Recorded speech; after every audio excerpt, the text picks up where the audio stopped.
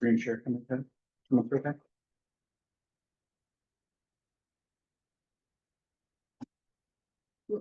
All right, awesome. You want me to see the notes? I already got Hmm? Already got No, but like, how do you see the notes on here?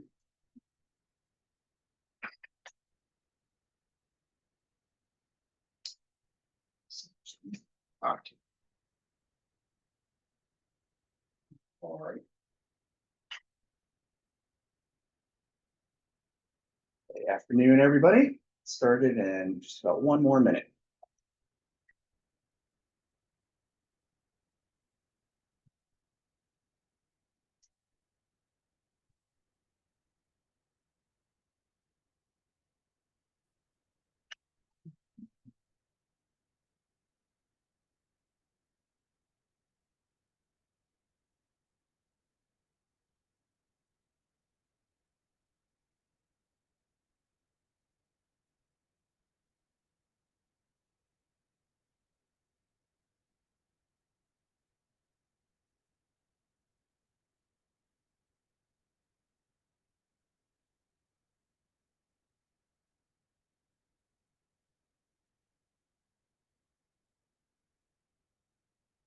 All right, folks, get started. My name is Robin Smith. I'm the president and co-founder of Fulcrum Technology Solutions. I'm joined by Justin Reedus, another co-founder who is a AI and automation architect, responsible for leading some of the AI Tiger teams that we have deployed out in customer environments to advance AI initiatives for them. Today, we're going to talk about the $1 million, return on investment or ROI toolkit. So specifically 10 different applications or bundles or platforms that we put together to demonstrate ROI beyond just a standard proof of concept. And what we're going to be talking about are each one of those use cases. We can unpack the math for the return on investment for each one of them. So if you want that as a follow-on item, please feel free to reach out to either Justin or myself. I'll be happy to provide that to you. And then throughout the conversation, we'll be taking calls or taking questions as well. So feel free to drop your question in the chat. All right. So in terms of what CIOs and CFOs are hearing and demanding with regard to AI, CIOs, CISOs, IT leaders are hearing AI is going to transform everything overnight. All of your competitors are adopting AI. You're way behind the curve if you're not implementing AI solutions across the entire org. And organizations, analyst organizations like Gartner, are stating that 70% of all AI projects fail. There was even a recent, few months old MIT research paper that was released that indicated 95% of AI projects fail and never actually reach production deployment. So clearly, we've got a gap here with regard to what the promise is versus what's being delivered. And the CFOs, the people who have to come up with funding for these initiatives and get that approved by other executive leadership team members or boards, want quantified return on investment between 12 to 18 months at most. They want to understand the payback periods with those measurable metrics and have justifiable capital allocations with as minimal as possible risk exposure. So in terms of, we talked about the projects failing, whether it's 70 or 95%, depending on whose metrics you believe. But as a result of that, very frequently 4 out of 5 projects are missing those ROI targets as well. So we're focusing exclusively on AI applications, services, products, platforms you put together with proven enterprise ROI. And more likely than not, you've probably already got some of these solutions inside of your environment that you can leverage and build on, automate, glue together as far as that goes. So we'll touch on those things too. All right. So common pitfalls, what kills the ROI in enterprise environments, whether it's trying everything all at the same time versus picking 1 or 2 quick wins first, using that momentum, and then scaling from that base foundation. Foundation being, understanding what the data is that's going to be analyzed and correlated with AI, making sure that's tagged, put in the appropriate data store lakehouse, And then from there, you can continue to scale, but we very much believe in building those foundations. And then once we have those foundational elements, kind of the sky's the limit with regard to the types of AI use cases that you can tackle. Insufficient prompt engineering, so just trying your first or second prompt versus 10, 15 different iterations, trying the same prompt with different public GPTs, and then comparing the results or having them compare against one another, not including humans in the loop, that we're not even close to where we need to be, where AI can make decisions autonomously. We've got some root cause analysis and troubleshooting examples a little bit later that Justin's going to walk us through, where we did allow AI to handle some of the triage as well as the root cause analysis. And sometimes that goes well, sometimes that goes poorly. Unrealistic timelines, expecting the AI to work without clean data, kind of alluded to that earlier. So making sure that you've classified the data and typed it appropriately, and then treating AI as set and forget versus continuously refining it.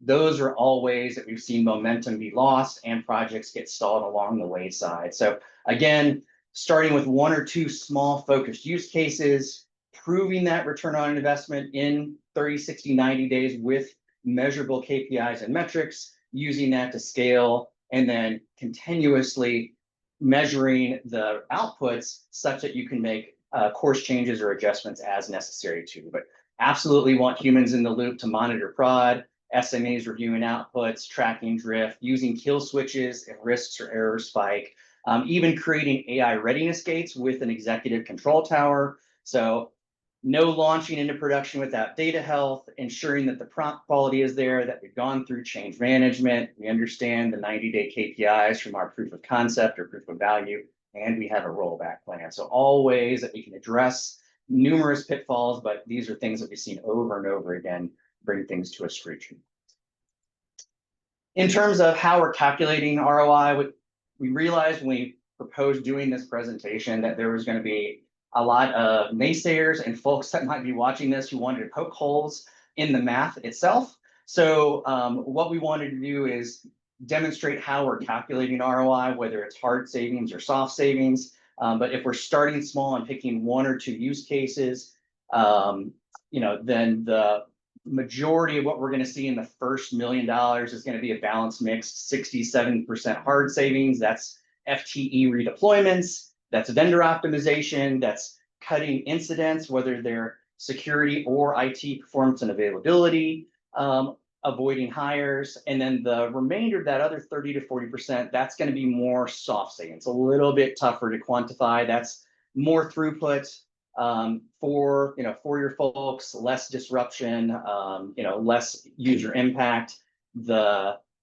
A concrete year one example could be, basically saving 40% of the engineer's time, cutting incidents, 25%, avoiding hires. That's how we can get to that $1 million mark. But with regard to the soft savings, just to dive in there a little bit deeper, what the CFOs are going to want to see there are, actual enterprise grade metrics or KPIs or OKRs. So whether we're metering the mean time to response or mean time to remediation, measuring the number of times tickets are handed off from one team to another, addressing attrition risk, so measuring how many people that you lose on any given team, and then explicitly redeploying the time that those engineers have been able to use for recovered hours to fund other strategic or capital investments or projects is a way that we can sell that story or tell that story to CFOs as well. So another approach that we can take is looking at risk from an expected value perspective. So if we price risk, with the likelihood and the impact, your old standard risk ratings, not anecdotes, that avoids the challenge that we see later on where one catastrophic incident can go and diffuse the entire model itself. So as long as you're able to describe the risk and then quantify a cost to that from a risk avoidance perspective, then that's a little bit easier for somebody who has a financial focus to understand. To get to the $2 million mark, we're looking at probably 5 to 7 of these apps. That we have plenty of them that we can go through here. And then, we can also look at targeting time recovery and incident reduction within that 18-month time frame for the ROI as well. All right, so moving along, the first one here, and we've got some examples that we'll talk through in a couple slides around this one, the intelligent incident response. So on average, P1 incidents, tier 1 incidents consume 22 hours of engineering time. Engineers waste a lot of time with the blame game or looking at disconnected monitoring systems, logging aggregators, ticketing systems. That context gathering takes 3, 5, 7, even 8 hours to do. So we want to shrink the typical P1 from 23 hours down to 5 or 6 hours overall, and that reduces the mean time to remediation as well as the mean time to containment.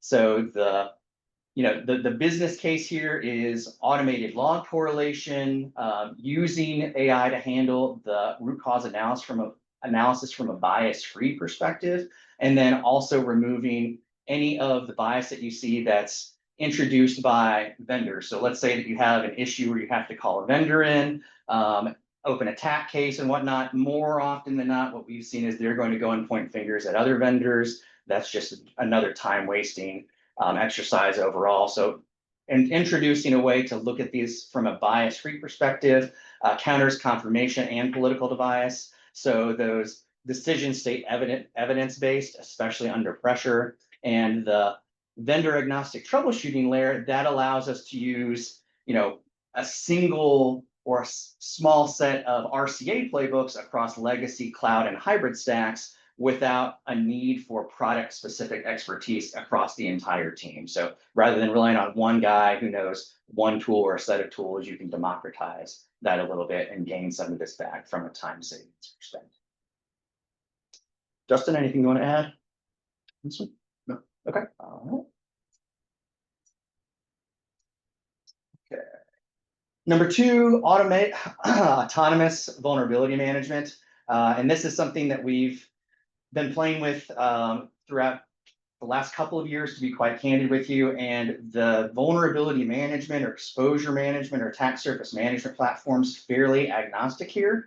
We can come at this a number of different ways, but the idea is move away from chasing CVSS scores, where we're burning, 24, 25, 2,600 man hours a year chasing those scores and patching high and critical vulnerabilities without determining what the risk is inside of the environment. So what we're looking for here is AI-driven context-aware prioritization to focus on those vulnerabilities that actually threaten the environment itself. And we come at that from a number of different ways from a prioritization perspective.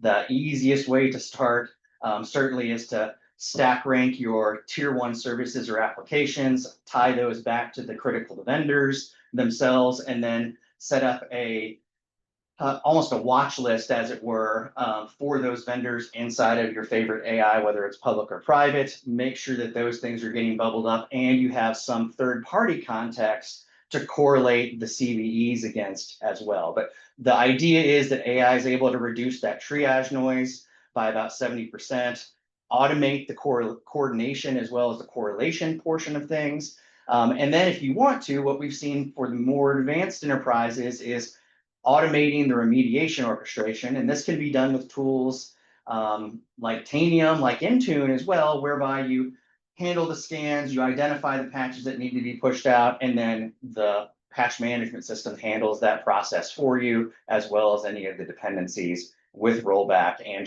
change control too, if you want to get incredibly fancy with it. But we're trying to close that detection to patch gap and shrink the exposure window. So the takeaway here is by using AI to provide that continuous risk assessment, that queue of vulnerabilities is going to get reshuffled in real time whenever new exploits drop and push the right assets to be patched up to the top, automatically. And governance can be built in as part of that, whether it's approvals, maintenance windows for patching to occur, and or a kill switch for every autonomous action so that it's auditable and reversible. There's no auto patch and pray methodology that we're trying to approach here, that we're trying to adopt. All right. The next one, and I won't spend a ton of time on this, and we have a whole presentation around identity-centric threat detection and response. But the idea here is we want to be able to tackle alert fatigue, right? 10,000 alerts per day, 90% false positive. That's not workable from a human perspective. I'm sure a number of you that have joined are aware of the rise of agentic SOC solutions, whether that's Nteaser, Conifer, 7AI, Dropzone, et cetera. There's numerous players, Torque, in the same space. Some of them come from the source space, some of them come from the AI and agentic space, but they're all trying to solve for the same thing. But the whole goal here is by making the alerts more identity centric, we have now a role in business context. We're able to tell a per identity user story. We're able to do per identity behavioral baselines, and then also include any asset scoring or asset criticality such that alerts are auto prioritized based on who they, the identity that they encompass, as well as the asset that they're impacting to. So the impact there from a measurability perspective is a reduction in that false positive reduction. And we've seen up to 90%. Certainly, creeping up there is the way that you have to approach that. But over the last 6 or 7 months, we've gone from 60% up to 90%, and we have achieved faster mean time to containment. And that just basically frees up analyst hours so they can focus on the things that are true positives versus false positives. In a real world, sort of triage situation, we shouldn't see an executive on a known travel pattern, causing impossible travel alerts at 2 a.m. But a, service account touching payroll, in our estimation, that should be something that falls outside of the baseline, and that should be raised up to be triaged automatically. So the idea here is that we stitch together this identity stitching context or identity-centric context, as well as a entitlement and access review or zero trust sort of approach. And then you have a more clear way to review signals, anticipate misuse so that we can prevent it rather than having to respond to it. Over. All right, number 4, AI-powered change risk assessment. So some of you that are listening here might actually have solutions like ServiceNow from an ITSM perspective. This is an add-in that's built into ServiceNow. You can certainly come at this by extracting data from your ITSM platform and then using, again, your favorite GPT, public or private, to do an analysis of those changes. And what we're looking for here are changes that can be auto-approved, ones that are incredibly low risk. So, let's move those to an auto-approved sort of fashion with a full audit trail. The medium risk changes basically receive higher or enhanced documentation requirements. And then the high risk changes still trigger that mandatory peer review and the rollback planning. But what the goal here is to remove, again, the human bias by rubber stamping things that actually need to be analyzed. And what we've been able to do with some customers that do have ServiceNow or ITSM solutions that let us extract data is look for common problems that are caused by a number of different incidents and bubbling up those incidents such that we're able to pick out trends and say, hey, these 6, 7, 8, 9, 50 incidents actually relate back to this particular problem. Let's go solve that versus treating each one of the symptoms with each one of the incidents or SRs as they're presented. So the idea is, again, using machine learning to analyze those hysteric change outcomes, help from a blast radius perspective and dependency mapping perspective. Certainly, this is going to rely a lot on the data being clean as far as your asset inventory and understanding what you have from a hardware and software perspective, because that's the data set that the GPT is going to be using to make those valuations. So the idea is that we want to return 8, 12, 15 cab hours per week to the team for reliability and other work, while still having a way to enforce consistency across the teams towards themselves. All right, next one. It's all about capacity planning. This is a tough one. Right now it's very much an expensive guessing game, but we see up to 30 to 40% waste from over provisioning and risk of outages. So basically risk outage avoidance. And we can use AI to help produce or help replace some of that guesswork with prediction. Largely, we can use machine learning from a workload forecasting perspective. So we don't need necessarily to use any kind of chatbot or GPT or LLM model. And based on your performance and availability monitoring system, whether that's a Zabbix, Nagio, SolarWinds, or even Logic Monitor, each one of those has modules built in where they can actually help from a baselining perspective, and then we can use that to handle forecasting history, whether it's against seasonality, different business signals or business times when you're the busiest, if you were in a retail sort of situation, and predict demand more accurately, and then help. Ultimately, we're trying to align finance's need for that predictability with operations need for headroom. I mean, certainly we realize it's a game where you're going to have a bit of a balance there, but we want to be able to make recommendations around optimization and auto scaling so that instances are right sized, and then based on real usage, we're able to actually tune the size of the workloads themselves and the resources that are needed, and cut waste as a result. And just when we went from hardware to virtualization platforms, it's just another example of trying to do the same thing from an optimization perspective. So the idea is that we are able to provide some predictive just-in-time provisioning and prevent capacity-driven incidents before our customers feel pain, and that in turn allows us to improve our reliability and service level obligation experience. So for the folks that are listening that are very cloud heavy with variable workloads where they need to be burstable or edge size, those economics are even more compelling, where we can actually see a 4 to 5x return multiple on investments for those variable workload patterns. So one caveat on that.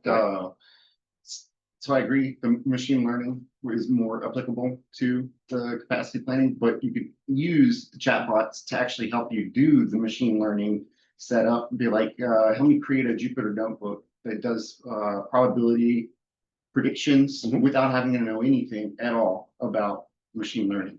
So small caveat. Okay, yeah, good call out. All right, we know everyone loves documentation. And compliance documentation more than most.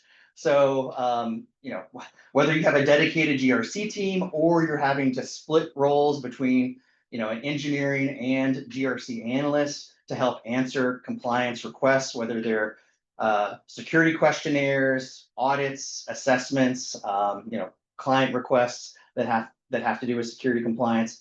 Certainly, we've been able to handle this in a very easy way by using essentially a golden standard. So once you got a baseline to operate off of, and you have enough context to train a model or to provide context to a model such that it can answer more accurately for your organization, certainly this is a pretty easy no-brainer. So we can have AI handle continuous evidence collection, help do crosswalking. So let's say that you move from a high trust into an ISO standard, or want to crosswalk NIST over to ISO. Certainly those are all possible to do, and that'll show you where you actually still have coverage, or where gaps in coverage actually exist. But the idea is we want to duplicate effort as much as possible. So we can auto map to all of the control and compliance frameworks the one time, and then that eliminates the audit drift as well as the drift in answers while we're filling these questionnaires out. And that also helps from a sales acceleration perspective. If we're more accurate in answering the questionnaires from prospective clients or prospective partners, that reduces the amount of additional due diligence that the customers need to do or that those outside vendors need to do, and keeps it consistent when they come back the next year or the second year, and in turn pulls that sales pipeline in a little bit too, because you're handling all of the necessary compliance paperwork much more quickly, and we're freeing up the engineers to do higher value work. So a number of different ways that we've been able to slice this, whether it is a public or a private model. We've even built our own little micro apps to handle this in a regular fashion for contract as well as frame security questionnaire review. So happy to show this off and demonstrate it to anybody that's interested. All right, moving along, talked about this one real briefly. So again, from the security questionnaire perspective, we're just trying to auto-populate as much as possible, flag areas that need human expertise or legal review, prevent automated errors. This is also something that you can use from a negotiation perspective. And once you have that AI knowledge base built, you can continue to iterate on the same documents over time and refine your processes as well. So this one's a little smaller from an ROI perspective, but again, if you're on a GRC team and you're responsible for reviewing those vendor questionnaires or customer questionnaires, then certainly you want to have a good understanding of where to focus your time versus spending the same amount of effort, same amount of time on each one of them. So you can come at it from a couple different ways. App security validation. So this one is one that comes at it from a couple different perspectives. One of them is somewhat of a pen test point in time problem. So we're trying to be more proactive from a continuous validation perspective. So there's attack simulation software out there that handles this in large part, and or you can use your own home-built solutions to do the same thing, where you put together, as Justin kind of alluded to, different Jupyter notebooks for each one of the technologies. You can even use AI to help suggest different attacks to run based on what's happening in the news or what's happening from a CVSS scoring perspective. But the idea is, rather than spending a lot of money on traditional pen tests, which happen annually, or biannually at best, and then become stale within weeks of completion, we want to do this more persistently and also handle that attack path analysis so that we understand which vulnerabilities go further into the environment and create those critical exposures. And going back to one of the previous slides that I had, the automated control validation as well as the auto tuning for each one of the tools themselves is also possible too. So if we find a attack path that's able to be exploited for a specific tool set, some of these tools will actually allow you to go and make the configuration change as a part of that, but you can also use the GPT to make the suggestion around what that configuration change is, then be the human in the loop, make it yourself, and then have the GPT go and rerun the same attack as it sits. Any thoughts? Yeah. So for that one specifically, I've been having a lot of luck with using like the Orca API combined with AWS CLI with agents. So to reduce false positives, so it'll come up with, it thinks this is publicly facing with this vulnerability, but then the agent's able to go actually log in to AWS and verify that this is a false positive because this path isn't even there for this finding, which automated validation saves some time. Exactly. All right, just a couple more, folks. Next one here is the AI-driven backup and DR testing. So whether you want to look at this from a digital twinning perspective, or a standard backup DR and BCP type of perspective, the reality is, backup restores fail when they're actually needed. Manual testing requires a lot of time and effort, whether it's done in a production test or dev environment. And then the amount of, or the average cost for, downtime approaches the millions, and we have to also potentially deal with data loss. So here, the idea is basically handling the automated restore testing, utilizing infrastructure as code, and doing those test runs in isolated sandboxes so that you're able to validate the backup and restoration process occurs without any potential production impact. That also allows you to handle application level integrity and dependency validation so that you understand, where apps might be making calls for DNS authentication or have downstream dependencies that you may not be aware of. And by codifying these things into DR style runbooks that document the steps from end to end, we're cutting that repetitive effort and the chance for human error as part of the RPO and RTO processes. So here, the ROI that we're looking at is risk adjusted based on business cases, but it's mainly quantified by avoiding downtime and being able to quantify a faster recovery. Got some examples of this as well in just a minute. Last one in this example list is log management optimization. So many of your security data lake, observability platforms have their own logging pipelines that are attendant with them.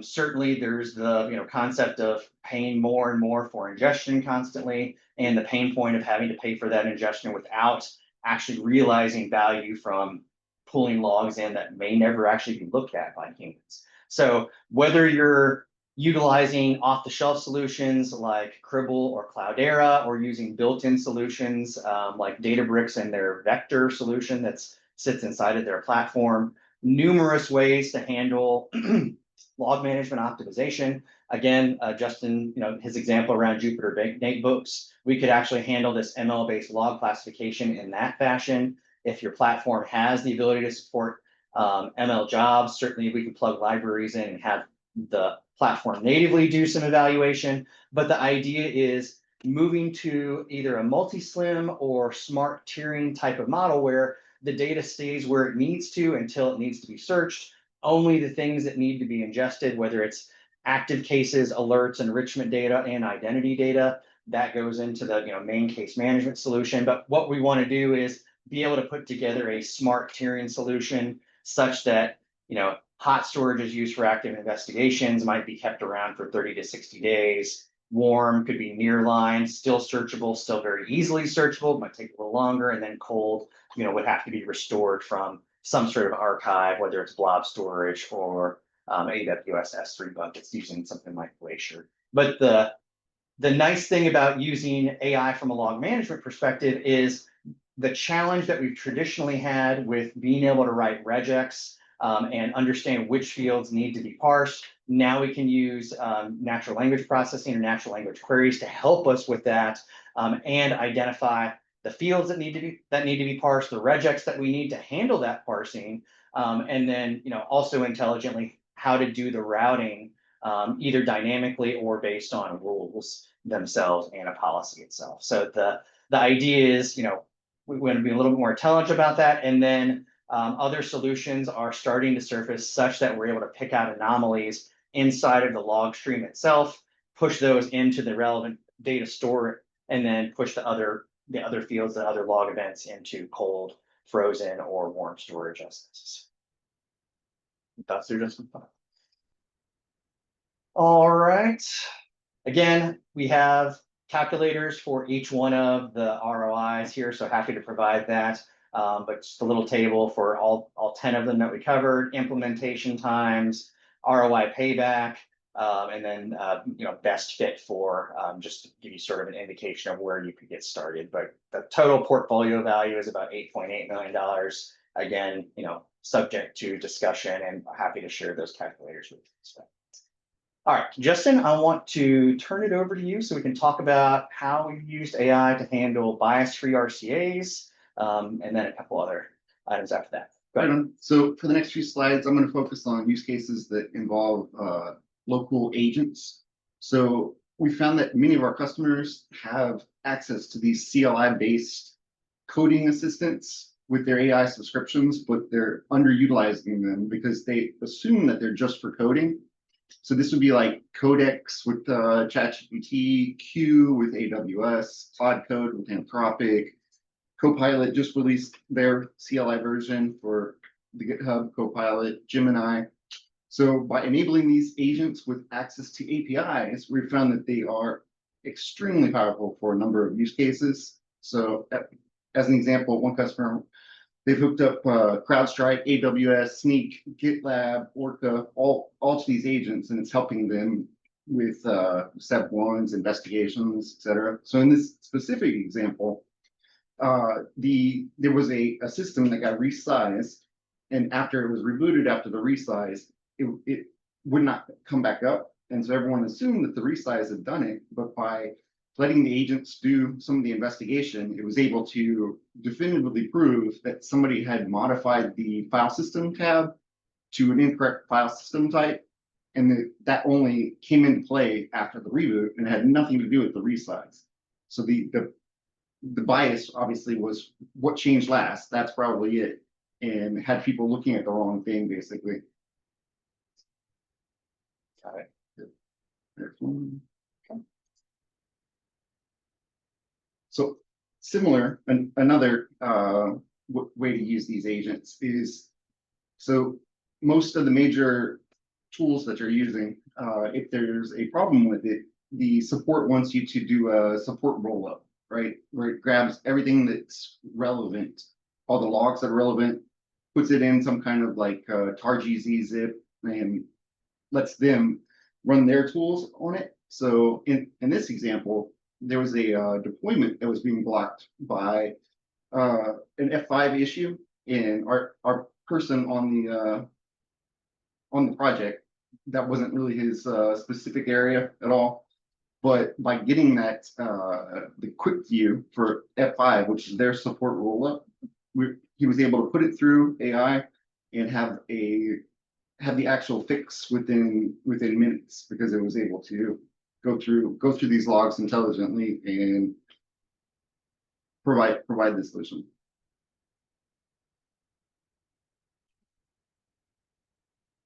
So the trick with trying to prevent bias with these agents is basically you just need to ask it to devil's advocate, right? Like look at the all possible solutions within probability for this, and then make the case for the different potential outcomes. Because by default, AI wants to just please the user and use as least compute processing as possible. So, but if you specifically ask it to not do that, right, and to look at all the possible outcomes, and then within them, you can kind of beat that in, like that training, right, that they have to want to super please everyone. So you want to bed in or embed assume the obvious suspect is innocent, then prove otherwise with evidence? It doesn't have to be that exactly, but basically asking it questions like that, it forces it to think not just for the first easiest, what it thinks is most likely answer, right? Like, but to go through all possible answers. Got it. And then showing your work obviously is pretty important. Okay.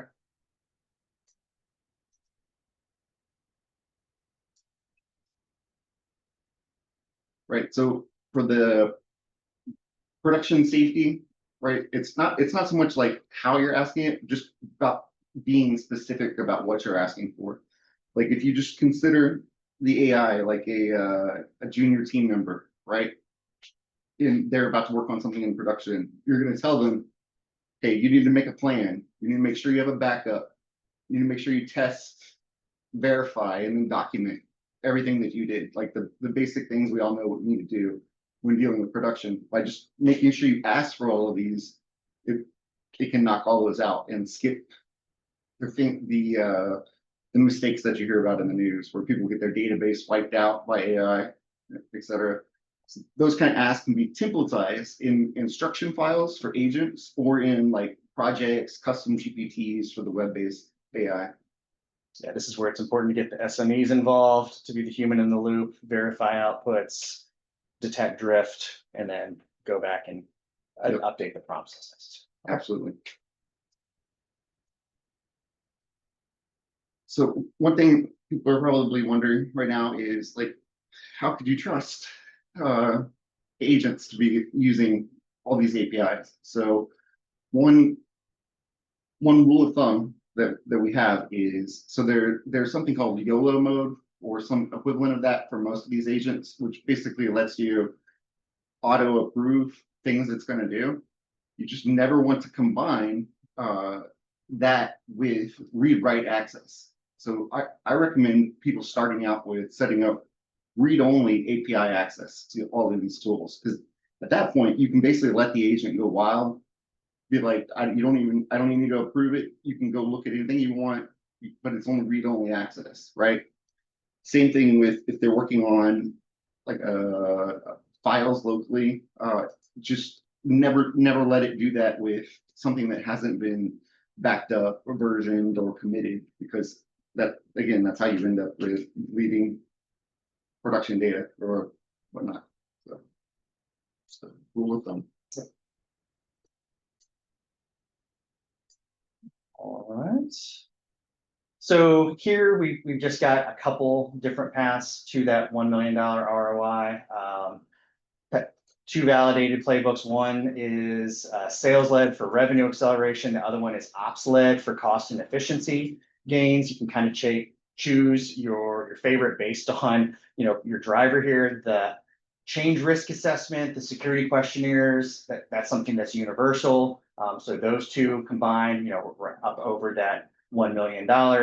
And then if we want to go look at the operational focus things, incident response, as well as change risk assessment, again, those are two that move the needle pretty substantially to get there too. So each should be fairly easy to achieve with smaller wins, and then we can continue to build on that. They still need the base lakehouse as well as the data classification that you're going to need for every other AI use case that you might enter into. So scaling that to 2 million now we're adding after months 1 through 6. Now we're adding medium complexity applications, and then phase 3 would be optimization. But you can see here where phase 2 we're suggesting vuln management, compliance automation, and then identity centric detection, and then phase 3 backup BCP DR testing with automation, automated log management, and then capacity planning, which that's why I put capacity planning way down the path as far as that goes. It's a lot of these things to begin with to effectively handle the capacity.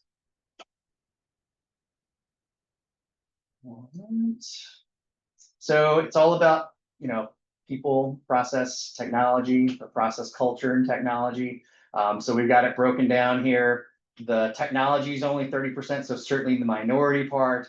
The process, the AI center of excellence, that's very much the hardest thing that we've seen enterprises sort of struggle with to overcome, is democratizing AI inside the environment, installing those stakeholders and champions where they need to be, coming together to meet and review use cases on a regular basis, and then agreeing on what the ROI metrics and the KPIs and OKRs are for each one of those use cases. And then last but not least, having that culture and that willingness to trust recommendations, knowing that you still need to be that human in the loop, and a commitment to making data-driven decisions. Certainly these three things together are how we're ultimately able to see customers become successful, and we've been able to be successful with our own AI adoptions. All right, so I'll skip the 90-day sprint framework. We'll share all these slides so that you can see that, but this is just sort of a playbook in terms of what to do month 1, month 2, and month 3.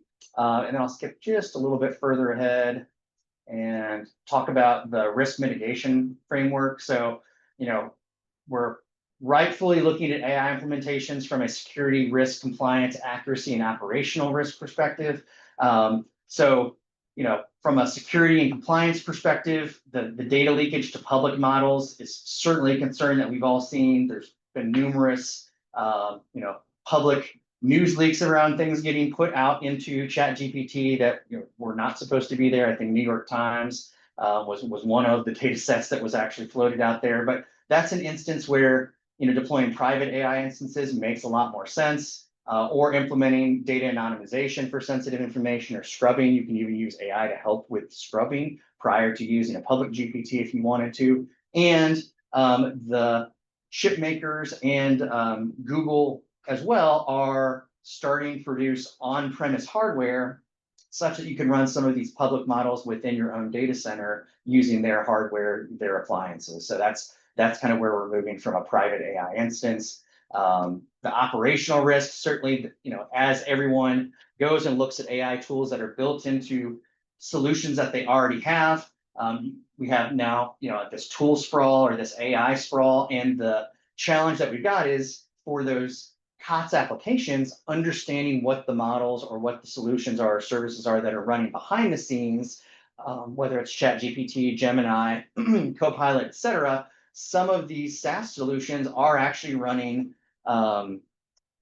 DeepSeek behind the covers, and we as consumers have no knowledge of that whatsoever. So doing your due diligence around those vendors and understanding what models that they're using on the back end certainly will help from an operational risk perspective. And then the hallucinations and trust risk, again, that's more of a culture-based thing. So implementing, it's just used on his previous example slides, evidence-based prompts, looking for citations, requiring that human in the loop for decisions, and then establishing the step-by-step monitoring with those accuracy metrics continues to build feedback, as well as continues to build confidence in the folks that are actually using these solutions day over day. So that, these three things all need to be considered. But the idea is that we need to start small and continue to build trust over time with each one of these use cases.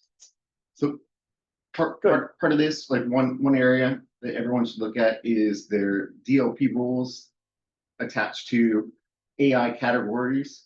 And almost all of the DLP tools, proxy tools will categorize all the different AIs. And you can be a lot stricter on your DLP rules tied to those and not worry as much about false positives. And it's something everybody should be looking at and make sure they have specific DLP rules tied to AI categories.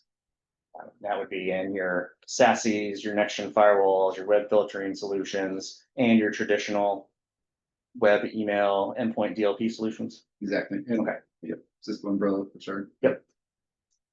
Yes, DNS security makes sense. So in terms of the next 30 days, how to get started if you do have an AI center of excellence, if you don't have one, audit where you stand, look at, again, you can go back to the web logs to answer this, look at all the current AI subscriptions that you might actually have, put a keen eye toward, validating and having the people that have those subscriptions justify what they're doing there. Use that to calculate actual usage rates and then quantify where you're wasting subscription spend. See if you can identify those processes from the 10 apps that were presented that you can focus on. That should give you some idea where you need to go first, second, and third. And then use the calculators to help calculate or quantify those current costs using the hours taken by the loaded labor rate to get there. From there, you handle some prioritization. Week 3, working on design implementations. Week 4, you can even start launching a pilot with a small group of test users. And we have a whole methodology that we use to determine where to get started, how to handle the workshops. Happy to share any and all of that with anybody that's interested as well. So key takeaways, bias-free design, this is the one that stands out to me, is absolutely mandatory. So explicitly avoiding bias is how we prevent wasted investigation time, protect the culture, protect those team dynamics, and accelerate incident resolution. And then the other thing that really take away is you already own a lot of these tools, and it's just a matter of identifying which ones are the best fits for the use cases that you want to solve for, and activating what you already own before going and looking at new platforms. So I want you to maximize the investment, the tools that you already have on the shelf first and foremost. All right, open it up for any Q&A. Let's see if there are any questions here.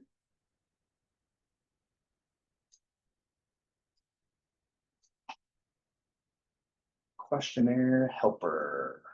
Okay, Michaela, we can definitely demo that for you. It's a React web application that we put together, and we upload what we believe are golden images or golden documents themselves, use those as the baselines, and then break down each one of the questionnaires themselves into different sections. And then we have the bot or the GPT assign a confidence score to the response itself. So whether you're receiving the response and looking at it, you have that confidence score to indicate, hey, is this is this utter garbage on a 1 through 10 scale, or is this highly believable? Do I need to go a little bit deeper?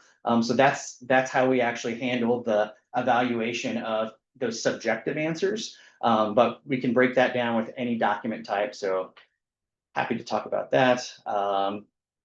Jonas, thanks for talking about cleaning your data, and yeah, thanks for hyping in around Cisco Umbrella as well. So. All right, folks. Well, thank you again. If you need any of these appendix resources, please feel free to reach out. We're happy to talk to you about them or provide them to you. And then, if you have any additional questions, feel free to reach out to Justin or myself, and our contact information is on the first slide. All right. Well, thank you, everybody. I appreciate the time. Justin, any parting words before we wrap up? Good. Okay. Well, thanks. Thank you to all of the FCON vendors. Hopefully everyone's enjoying their swag boxes. And thanks to all of the presenters today, and looking forward to more presentations tomorrow. Thanks, everybody.